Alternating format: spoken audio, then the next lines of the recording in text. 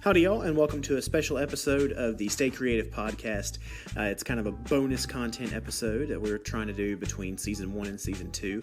Today, I will be the one who's interviewed by a longtime contributor to the IMF community, someone who has been doing profiles on artists in a written blog format for a while, and just all around is a good creative mind in the community. So I'm excited to be talking with him.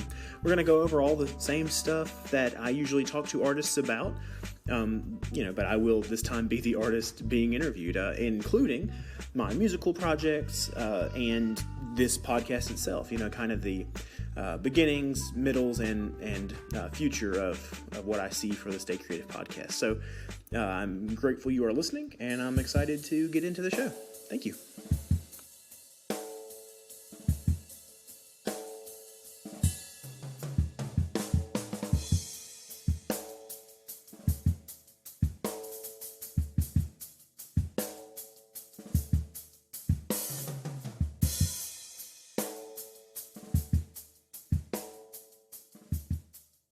So just want to welcome everyone to a very special edition of the Stay Creative podcast. I'm your guest host, Baaz. This show is recorded live on the Indie Music Feedback Discord server and will be later edited for time and clarity. I want to explain today's show by first talking about how excited I am to be here. I've been listening to every show, pretty much every episode of the show so far. It's a total honor to be here and have the opportunity to interview you. I don't know. Here's the funniest thing to me is I'm like, do I call you Barabbas T. Jones, T-Rex Jones, Keeper Jones? I have so many. Yeah, that's true. You can call me Chris or any assortment of what works best for you. I'm also Chris, which makes it fun back and forth of the Chris's here. So I think I'll stick to T-Rex for this. Okay, and affectionately, at least that's what my favorite is. And hopefully we'll get to know each other a little bit better through this interview and give the listeners a chance to ask some questions. Please remember, guys, hold all your questions until the end of the interview when we give you a prompt, and then we can go nuts. So this is an interesting situation that you have built here. The whole thing is interesting. IMF in and of itself is a really, really awesome project, community, however you want to look at it. I think it's kind of a hybrid of both a project and a community because it's constantly evolving and people are constantly joining. And it's just such an awesome vehicle to move all sort of other things forward. And part of that momentum has been the Stay Creative podcast.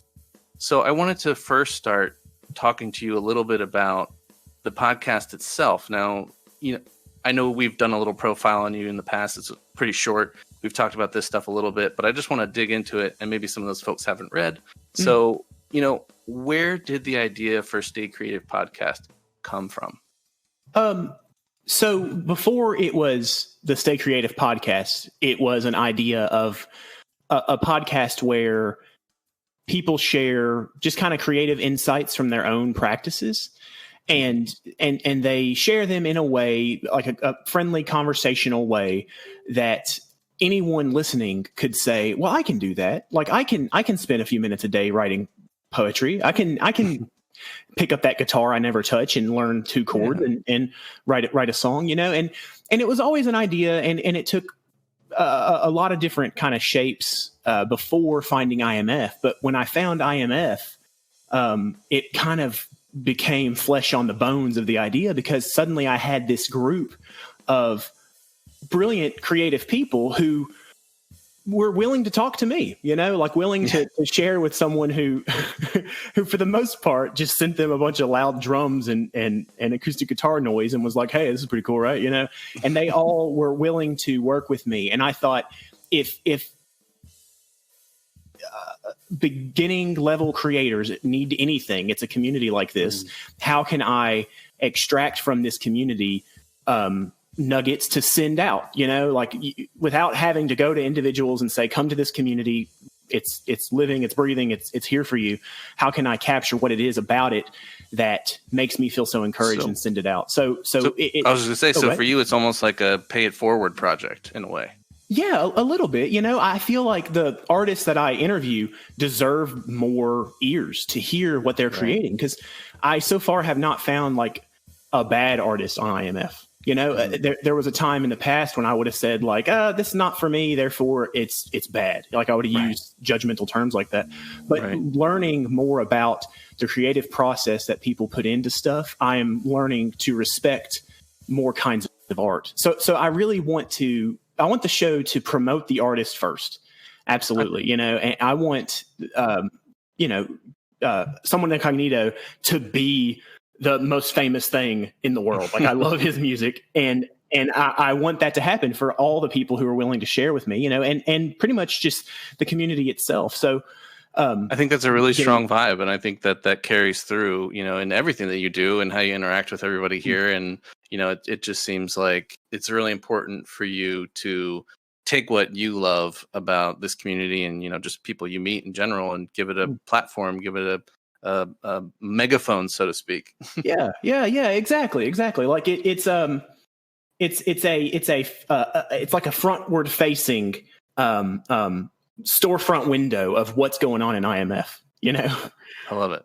Yeah, and it's definitely that. It's helped me find folks that I necessarily didn't run across in IMF, even though I'm in there quite a bit and trying to give feedback. But you always miss something, you always miss somebody. So it's the more people we have in the community to spotlight these guys and girls and everybody that's doing projects is awesome. So so more about the podcast. In essence, you've got season 1 done now. This is technically season 2, right?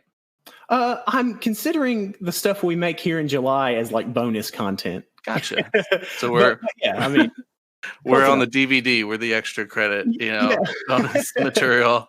Awesome. So well, even still, you're at the end of season 1. You've got it under your belt. How do you feel about it? Do you feel like it was a success? Do you feel good?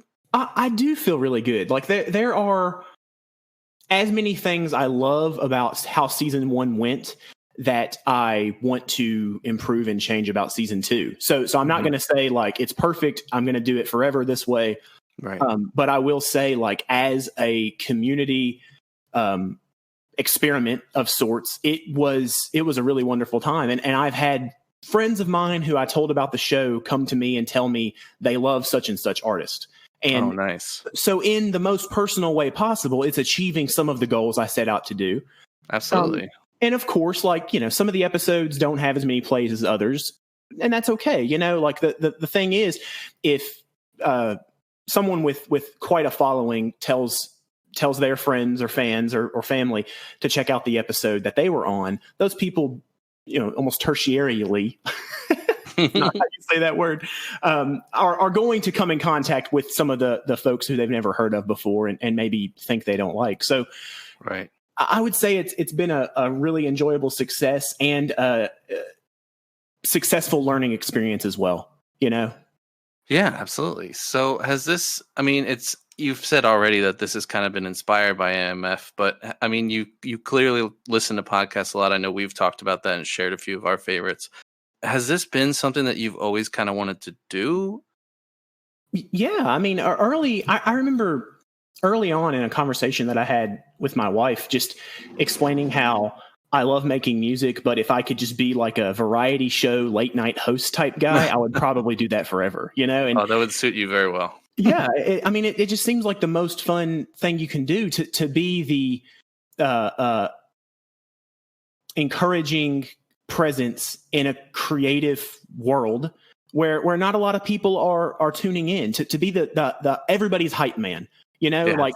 One thing about this project that I have loved is for about a week or two and for some good deal of time after each episode, I personally have become that artist's biggest fan in the world, because I give their music the time, I listen to it for what it is and not what it isn't. Mm-hmm. And I'm able to take, creative things from it that I then use in my own artistic time, but also like those songs become part of my regular vernacular and anything you spend a lot of time eating or absorbing or listening to or whatever becomes part of who you are. I can totally relate to that. Yeah, absolutely. In researching and writing just the, short profiles, it's the same feeling, I'll either someone reaches out to me or, I just do a little more research than I normally have, even folks I know, like Neon, the last time I was doing his profile, I'm looking at tracks I'd never even heard from him, and I'm like, oh man, really digging into. I'm getting even a bigger appreciation for these guys. So I definitely relate to that, and I think that's a really fun part of this whole process. Yeah, for sure. In more ways than one. So as far as the future of the podcast goes, I know you're taking it one day at a time, but if everything just went perfect, and you were maybe 5 years from now, what's the dream situation? I mean, 5 years from now, I would love for, and this is absolutely dreaming, like I'm almost hesitant to share these types of ideas because tomorrow I may think, well, that's kind of impossible. That's kind of silly. Why would I, why would I put that on recording? But I would love for the show to be, practically better promoted. I want the show to be something that I feel very good about promoting to people, because through the show, they're going to find the artist, they're going to find IMF. That to me is something that I'd like to spend more time on, more brainstorming time, and just kind of approach with more confidence, because there's a certain shyness that a person brings to a project that they feel responsible for. Like self-promotion is like a taboo bad word in in the world right now. And I want to promote this podcast, not like self-promotion with a timidity, but with the boldness of promoting friends and artists and a community that I truly believe in. So that would be, step one. That's what I'm really trying to focus on hard for season 2. Yeah. Ultimately, I would love for the show to kind of branch out into just more content, be that specific multiple times a week content where, we have like a specific to maybe hip hop artists episodes once a week. We have specific to songwriters episodes once a week, or something to that effect. I mean, it is very much still in a brainstorming phase, because it would be irresponsible to plan something on a weekly basis that I do not know I could actually fill, Right. Yeah, that's a big part of this game is, having the people there on the other end to, accomplish that. And you want to make sure that you don't overextend yourself or other people unwittingly. Exactly. Yeah. But speaking of other people, I would love for this show to give voice to more tastes than just mine. I kind of approach everyone's music like a music creator, without necessarily approaching it judgmentally or negatively or anything like that. I mean, like, it's just natural for me to bring what I know to my observations, Gotcha. And I would love for more people with more points of view from other places in the world, or from other socioeconomic statuses, or from other orientations, or whatever it may be, like, to bring their own five senses into this whole thing. Like, share more. Like, if it's important that we're sharing what the artists have created and given the world, then I think it's important that we do so in a way that is going to be shared with even more listeners and ears and points of view. Well, that's a beautiful thought. It really is. Thanks. And I think, just going back towards your comment about, self-promotion, I think part of that, especially for, I identify with you quite a bit. You and I are, we talk a lot. We play D&D on your D&D server together. So we're pretty friendly. And my kind of whole perspective on that is that our personalities are a little similar in that it almost feels guilty to try and self-promote. But I think that's a challenge that folks like us have to get over, and that there's a really big part of getting out there and putting yourself out there and just constantly doing it. I know folks like Somewhat Incognito, people that are out there really heavily on the promotion side will tell you probably the same thing. We really need to push that part of ourselves. Is that something you see as, something you need to work on, or something that you would want to know more about? Or is it more about the logistics of promotion? A little bit of each. Like, I have been hesitant to do the appropriate research on best ways to promote, because I ask myself, and this is with my music, this is with anything that I'm trying to create or promote or just do. I ask myself, well, is it the best version? Do you think like your voice is the one that's going to be the one people should be listening to? And if the answer isn't, super yes, then I think, well, then I need to do the practice before I do the promotion, Absolutely. And, Absolutely. yeah. And to an extent that is absolutely true, and I have to be able to approach that thought with the reality that we live in a world where two things can be true at the same time. Like, it is important that it's important that I respect the time these artists have given me enough to promote it, even though I feel like I don't do the best job. While not assuming, well, that means I should interview myself every week and make my music famous through it. There is a difference between those two things that sometimes sometimes when you're thinking a little less than logically and you're thinking a little more emotionally, like I tend to do, you fear people are going to perceive both of those things the same way. And that's a big part of it. I've got some things to, I don't know, work out on my side before I think we all do. I have a very similar sense of the situation. It's always trying to be as considerate as possible in all those sort of ways. But, it's something that we work on as budding musicians and artists and entrepreneurs. That's something that, everybody, I think, figures out in the end. So it's been an interesting journey to see you go through that over this season. And get more and more comfortable behind the mic, in front of the mic, however you want to put it, getting out there, putting yourself out there, all that awesome stuff. So, just as a fan and friend, I think you have done a really, really good job this season of nailing down your format, nailing down what you're looking for in your conversations, and getting the word out. So, looking forward to season 2. I think it's going to be awesome. Yeah, I really appreciate that. Nobody has... I want to say this, like, to the community who's listening now, no one has made me feel like they think I should be more hesitant. Everyone has been wonderfully encouraging. And whenever I will bring up, like, I don't know, I say too much. I say awesome too much. People will be like, yeah, maybe, but that's something you can work on, and I appreciate when somebody doesn't just dismiss your anxiety. You feel like they're listening to you and they're offering genuine help, and I feel like I get both from this community: wholesome encouragement and also constructive criticism, I guess. It's really a sweet spot that this community finds. It's interesting. I mean, I'm the same way. I'm somewhat sensitive to criticism, but at the same time, like, I know I need it and want it, so I would like it delivered, maybe not diluted, but like not nasty. Yeah.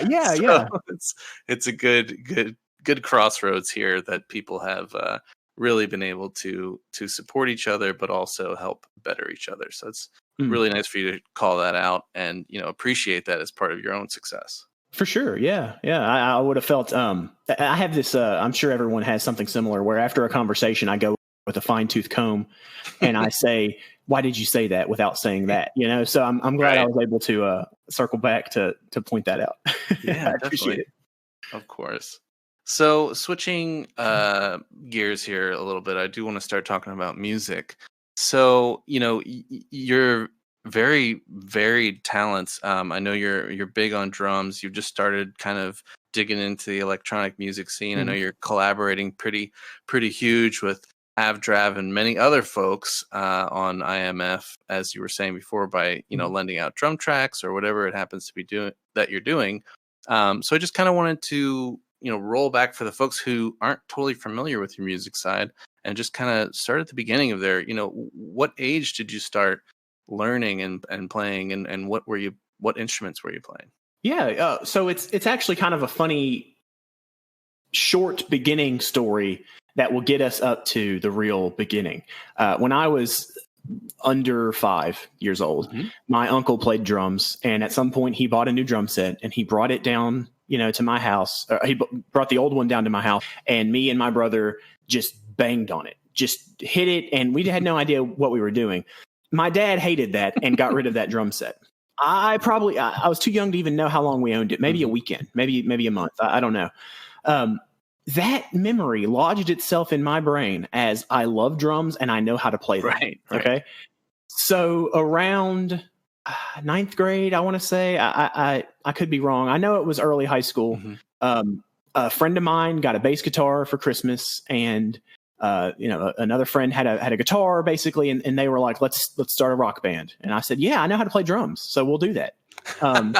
Yeah, exactly. You were laughing at the appropriate moment, because the first time I sat behind drums with these people, I was like, what's a bass drum pedal? I don't know anything about this. So, and this was after there was a sort of a high school is when you start to know the names of bands and things, and there was this one song with this ultra epic drum fill type thing that just I fell in love with. Like, I listened to that song 100 times a day for years after after hearing it for the first time. So in my brain, do you remember that song? Oh yeah, it's the After Dinner Payback by From Autumn to Ashes. Oh, I'm not familiar with that. They're like a emo band, or emo hardcore type band. So it's not something that if I heard it today, I might fall as in love with. Mm-hmm. But I still listen to a lot of it to this day, because it's just it's the kind of nostalgia that I like. It was quintessential to your. It sounds like, anyway, you're about to tell us, but it sounds like it's quintessential to your music career. Absolutely, yeah. I mean, like, that album was the album that I wanted to remake with my friends.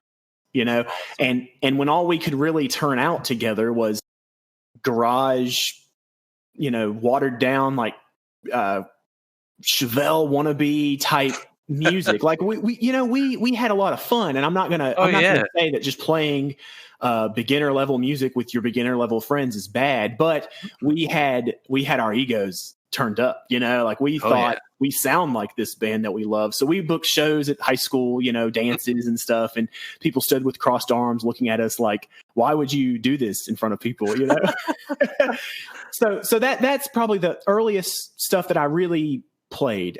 Before that point, in like 6th grade, I think I signed up for French horn.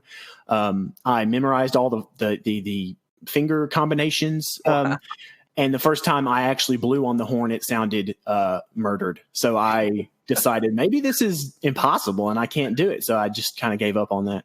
I had a very similar stint with the trumpet in grade school, and it was like, wow, this is going to be the coolest thing ever. And as soon as I put my lips to it, I was like, what is this? And I'm terrible at it. Yeah. But yeah, and sometime after that, I spent high school playing with the same, kind of 3 or 4 or 5 guys in and out of different little projects and ideas. And around the end of high school, a lot of those guys went off to like different colleges and stuff. So I ended up just a drummer without a band for a few years. But somewhere in that time, I got kind of acquainted with somebody else's acoustic guitar, and I learned enough chords to strum on it, like kind of cowboy strum it. And I really liked that sound. A few years after that, even without learning any more on guitar than maybe 1 or 2 chords, and just kind of a familiarity or a comfort with the rhythm hand side of playing guitar. I got into a relationship and really wanted to write a song for this girl who, spoiler alert, is now my wife. So it must have been a pretty good song.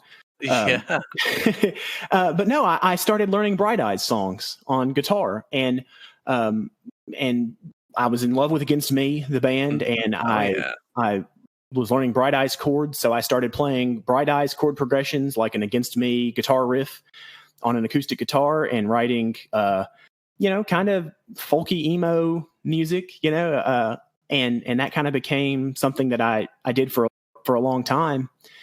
Just as a solo artist, I would still record drums on top of it sometimes, but a lot of times it was basically just a very percussive acoustic guitar and my often strained vocals on top. Just 3 chords of the truth, brother. That kind of thing. And there's beauty in that. There is beauty in that. Yeah, I'd say so. I've been to shows where a guy doing that stole the show, and I've been to shows where a guy doing that ruined the show. So yeah, it could go either way. Yeah, there's no type of music that's good or bad. There is only like intention, Exactly. Absolutely. But no, and that kind of brings us up to finding IMF. At the time I found IMF, I was trying to promote a acoustic, folky, kind of poppy album I did, and I did a song a day for 10 days, starting with kind of writing guitar or either chord progressions on guitar or piano, and then moving to drums, recording everything one stage at a time, kind of, and then really showcasing my mandolin heavy on that, because I really love mandolin. And while I was promoting it, promoting on IMF, the Reddit subreddit requires you share feedbacks first. So I was making little connections with people and trying really hard to offer meaningful feedback to everyone I could, especially sorting by new people who the only comment they had was your post has been approved, you know? Right. So in doing that, I was posting just a lot of feedback every day, and I'm answering a different question right now, and I apologize. No, I am getting back to the point. Answering all these questions, I was encountering a lot of, at the time, what I would have called computer music, which it was a dismissive term I used to say, you aren't even strumming a guitar. How is this a song? You know? Absolutely. But with time, I think it was Pac sent me a message and basically said, come to the Discord server. I think may have been the order. I don't know. Specific order, but when I came to the Discord server, I found a lot of folks making electronic music, and some of it was really speaking to me in a way that I enjoyed. I think I gravitated a lot towards the extremes, the very lo-fi and the very hype. Yeah. And at some point after that, I picked up my iPad, and it has a GarageBand on it, which has a bunch of like touchscreen instrumentation options and stuff. And I just started playing that stuff. So all of my electronic stuff has really been created in the last 6 months, I'd say. So, I kind of wanted to talk about the way your sound is evolving, and you're kind of going into this electronic music. I don't want to call it a phase, because that implies that you're not going to continue doing it. But, this next evolution or step, do you see yourself? I mean, I know you're still playing the drums. I know you're still sending, tracks out to different folks and collaborating. Do you see this as something that's just going to kind of come together at some point? Or are these two kind of separate things that you're going to evolve on their own? Like, are you going to focus your drumming and your more, I guess, I don't want to call it classic, but, instrumental music? Or are you going to go more towards kind of bringing them together? I really create best in the context of like experiments and projects. And I have been kind of dreaming about just putting out a project of mostly electronic songs with vocals on them, because I feel like that would be a wonderful learning experience of learning how to. Right now, when I try to mix my digital instruments with anything recorded, it sounds kind of janky, and I want to get over that hump. I want to be able to do that well, and I think a way to practice that would be writing 10 songs, where I do just that. And that's kind of something that I have on the horizon, but I would love to eventually be able to incorporate both elements or just one or the other in any future project. I really like thinking of songwriting as my primary instrument, and whatever the song needs, I want to be able to that song without predetermination on what it should sound like. If I sit down with a real piano and it's just not sounding good, maybe I need a digital electric piano with the treble turned all the way down, and I want to be open to experimenting with all of those types of sounds. And in order to do that, I have a lot of practice to do first. But yeah. I mean, both, and I'd say is the answer to that. Yeah. So, while we're kind of moving into that area, there's a couple of tracks that I picked out that I'd like to talk to you about. But as you speak about kind of story writing or lyric writing, songwriting, Kingdom of Trash. This is a project of yours. I think there's 4 tracks now. I don't know if you're intending on doing more than that, but just I know kind of the backstory behind it, but if you could, for the community, just share what Kingdom of Trash is about, what the concept was, and how you came to figure this out.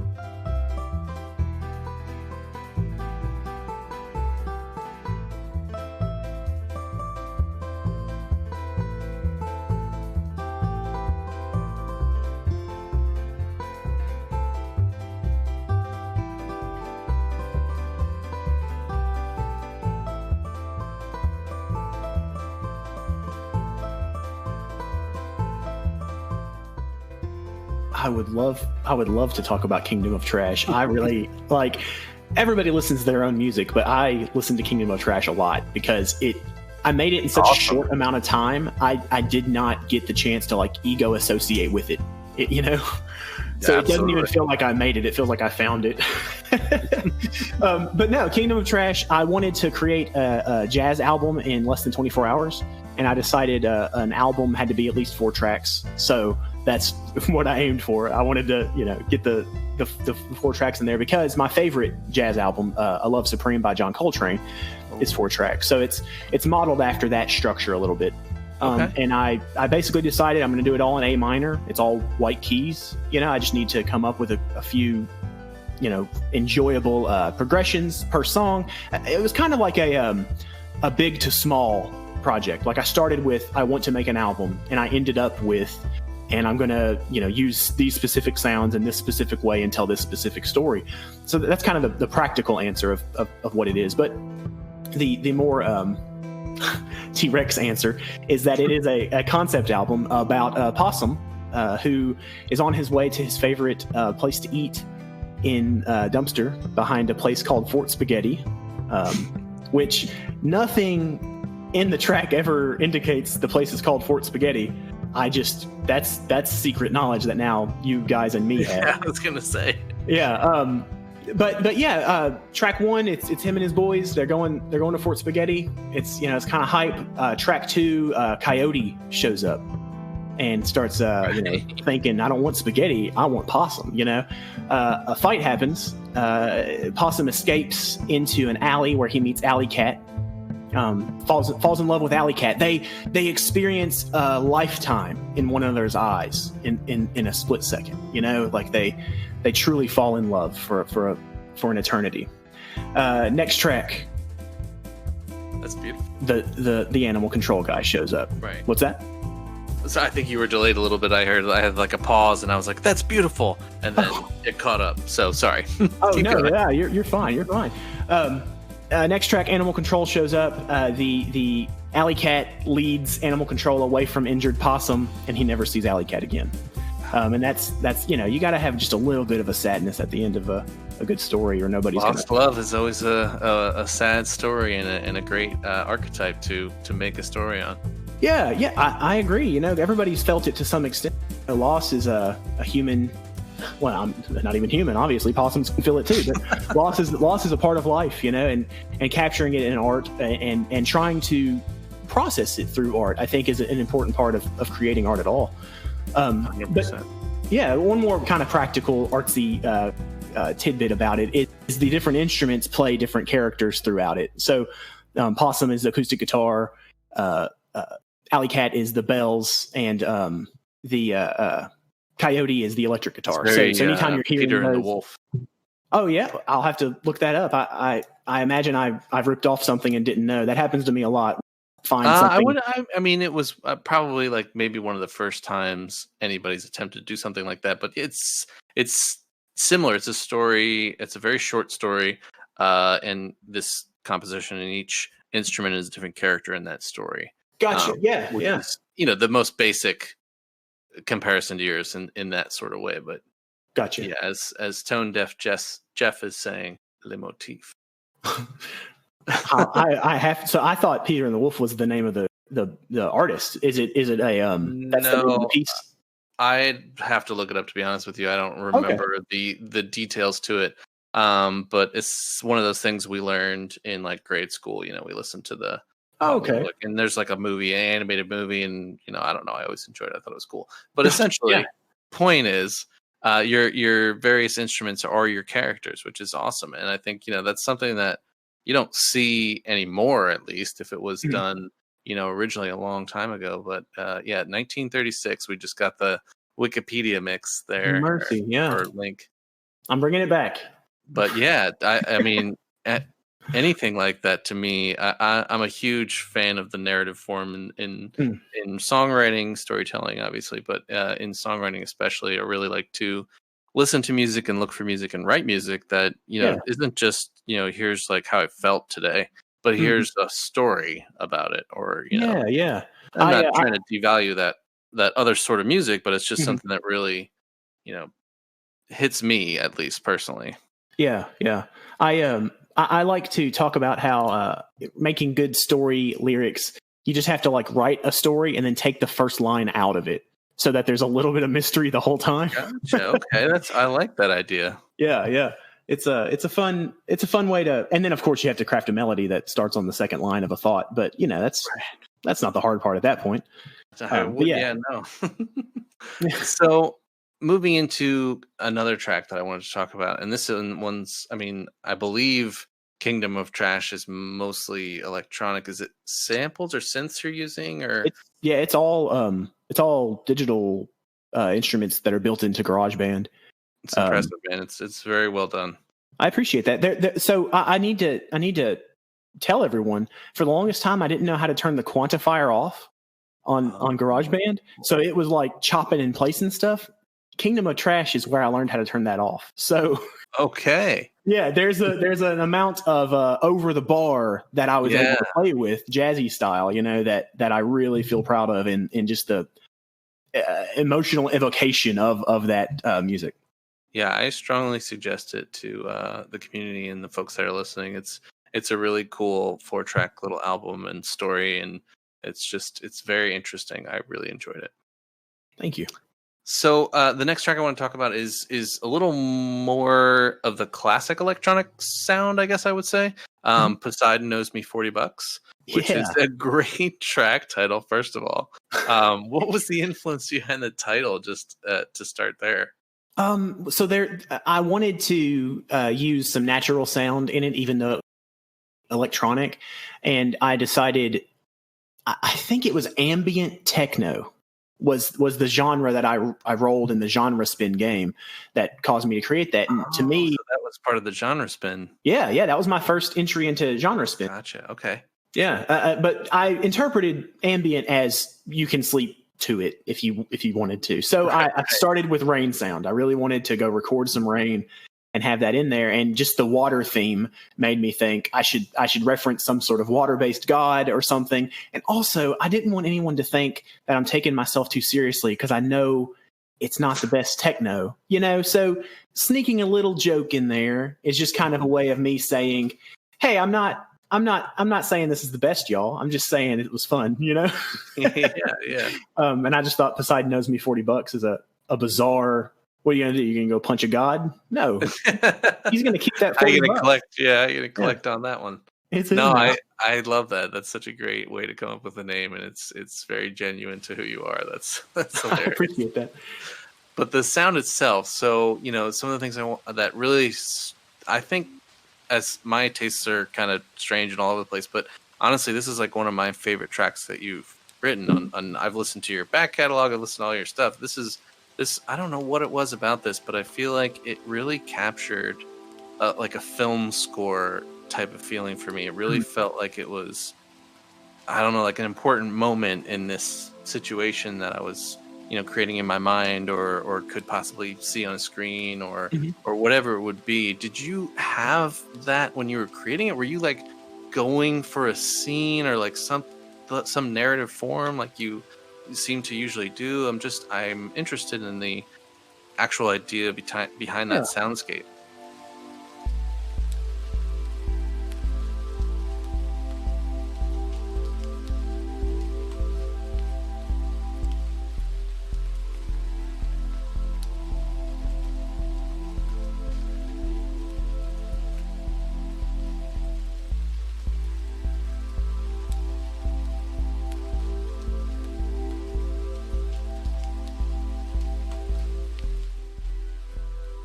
So, well, most practically and up front, I often will create an electronic track around a single thing I'm trying to experiment with.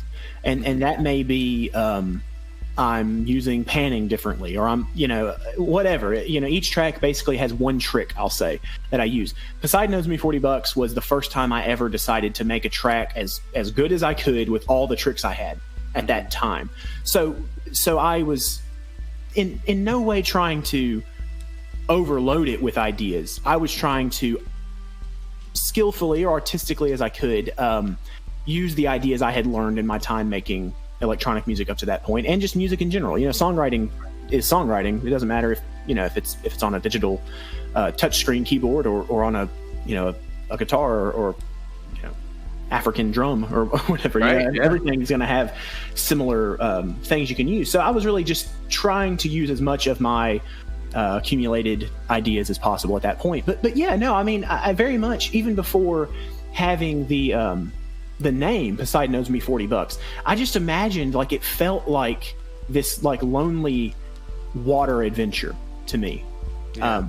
As soon as I brought in the idea of using like a sustained kick that was notated, it just felt like a march. But because of the rain and because of the other elements that kind of all start off the one and will kind of fade and reverb around and echo at times, because of all that, it felt like less of a march and more of a drift. So I had this mental image of just kind of aimlessly drifting in a place that is lonely and sleepy and rainy and dark. But you nailed it. I appreciate that, but not sad. I didn't. Right? No, it's not sad. Yeah. I didn't want to immediately equate those ideas with any sort of emotional sadness. Like it's okay to take a nap in a boat.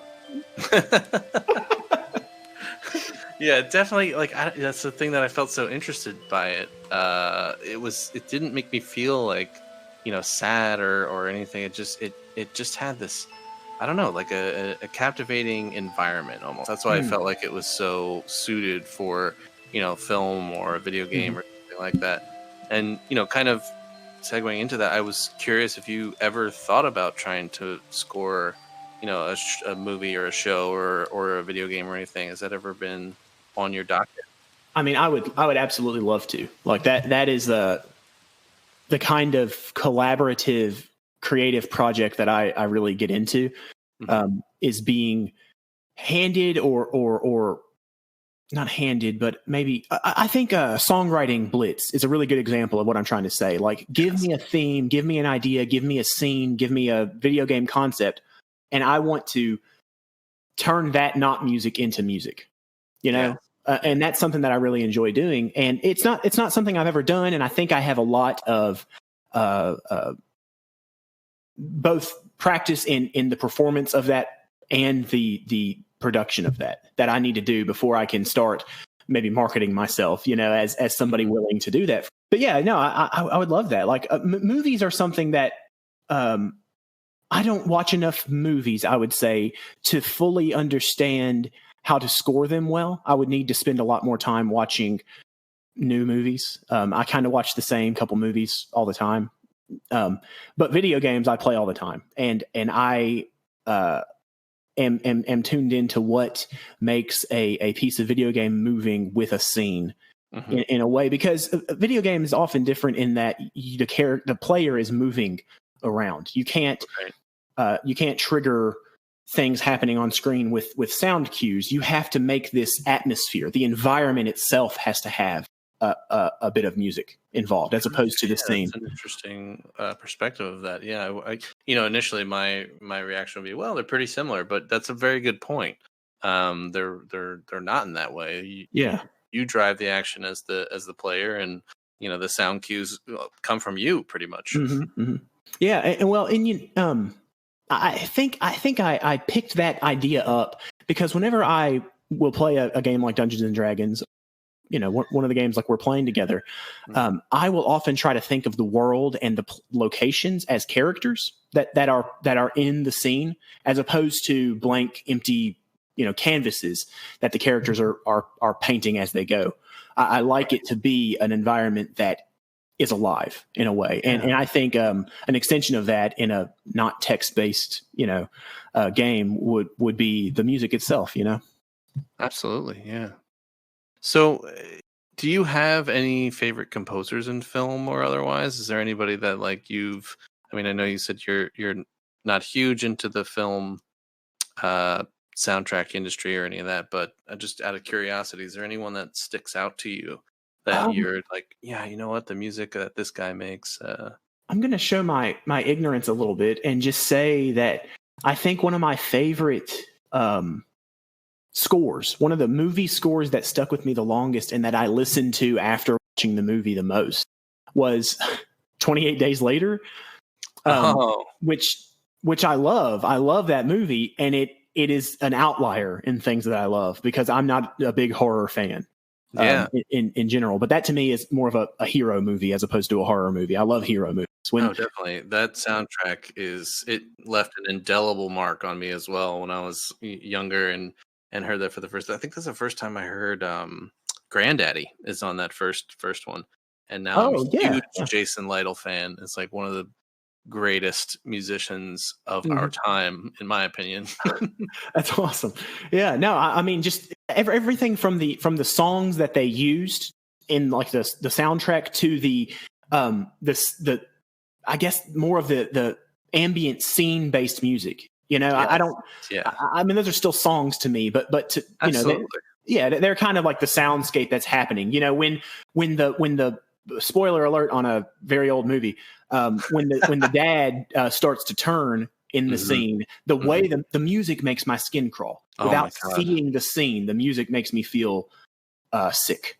That is such a good call out, this movie and the soundtrack. It's like one of the ones I probably wouldn't have chosen just because I'm like, oh, let's go for the classical, like, you know, John Williams or whatever. But this is such a good point that you're making. And it's so visceral is I think where we're going with this. Like, it's just one of those things that soundtrack with the song pieces, the ambient pieces, all of those things added up to create such a visceral experience on the other end that I think you're absolutely right. It's definitely one of the greatest soundtracks of our time, anyway. I really dig it, and you know, visceral, I think, is what it is that I mean when I say I really like making like honest music. And to me, honest a lot of times means the drums don't necessarily need to click; the band needs to be together. Gotcha. And I dream about a day of possessing the skill and the production quality to make visceral music that includes all the electronic elements. You know, like in a way that a good movie score is like, well, that's a real drum set, but that is 5 synthesizers playing chaos on top of it. You know, I would love to be able to capture those types of ideas. I'm kind of reaching back to a question you asked earlier about combining the two or sticking to one or the other. No, that's good. Yeah, absolutely. And you know, I think these little, I don't know if they're lessons or these little observations we have over the years, I think is what, you know, creates your sound in and of itself. You know, you're taking these observations and you're building them into your own repertoire. Yeah, and I think it's very, very obvious with your music, at least from my perspective. I mean, you have a very narrative way about you. I mean, obviously you're the dungeon keeper in the D&D server. You've got that excellent mentality of just rolling with it and picking up, you know, a completely cool storyline just from like a couple of actions 2 or 3 people did that probably wasn't expected, came out of nowhere.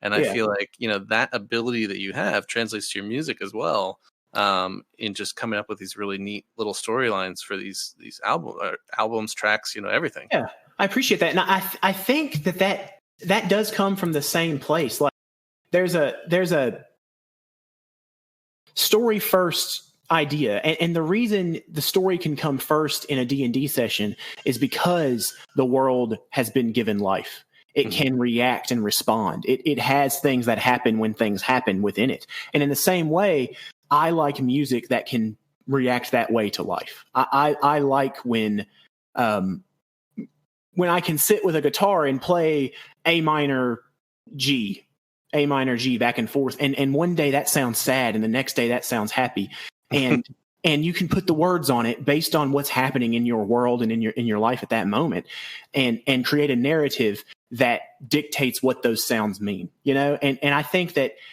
that's truly beautiful. How you just put that. I appreciate that, and this is the kind of, like, I feel like I have solidified these opinions over my time of making this podcast, you know, this first season of this podcast.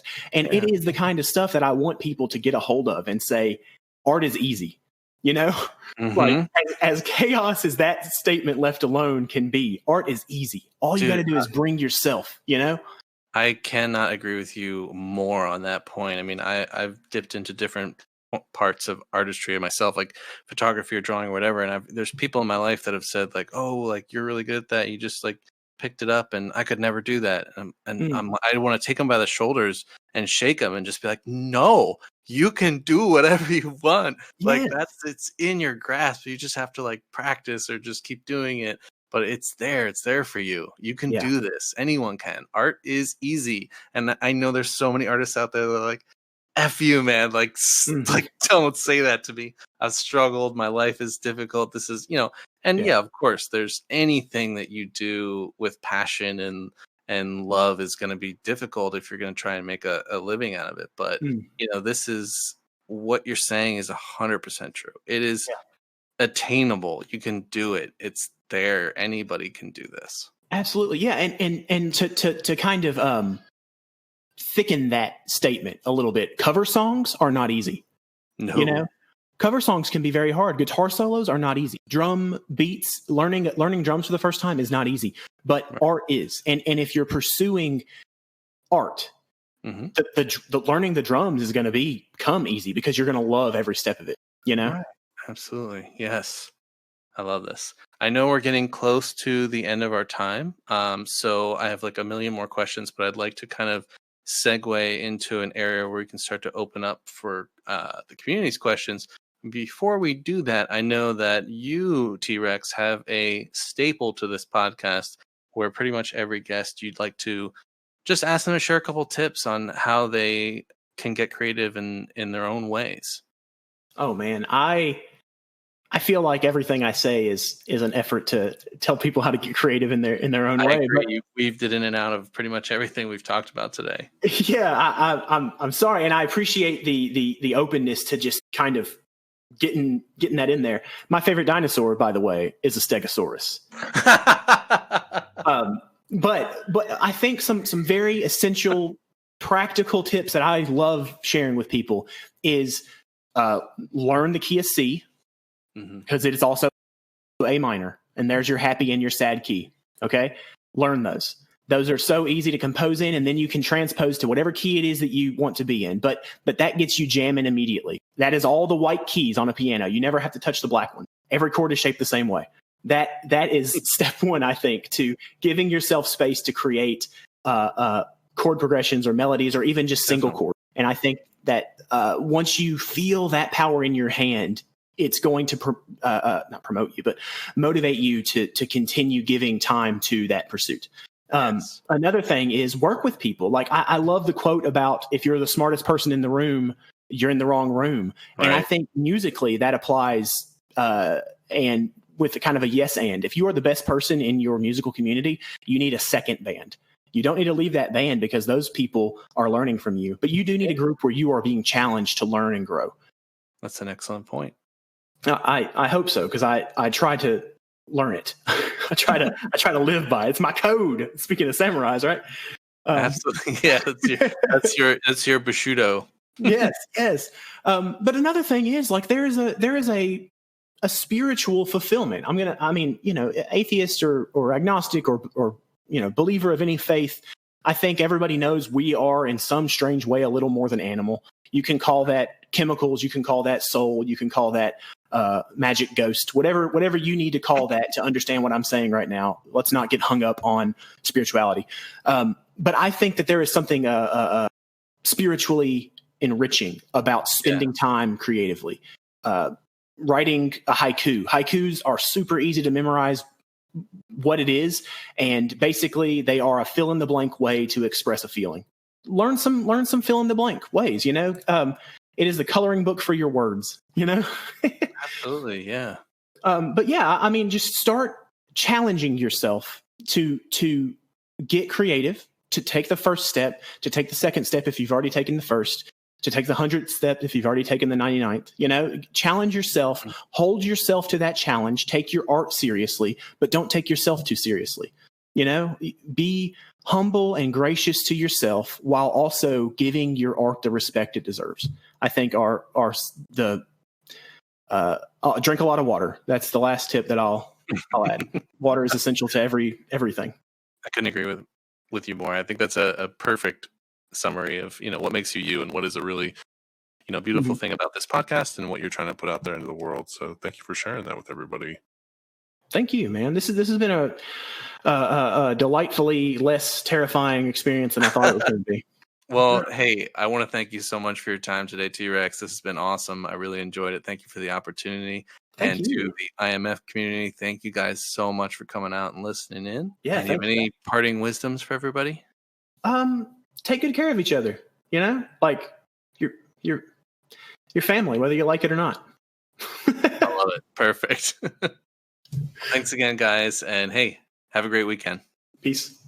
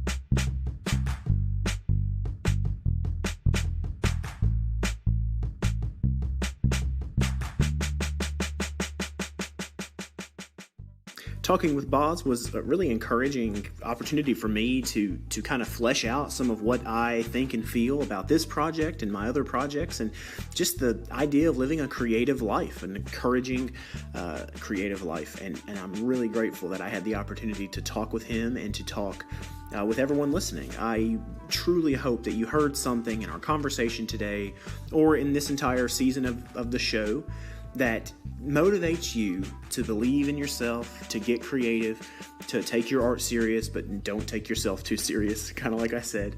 And I hope to share season 2 with you very soon. I'm very grateful that I have folks listening to this show, listening to me, and listening to these artists who are every single day creating things worth checking out. And I am honored to be in the middle or involved in any way with getting that music to the world.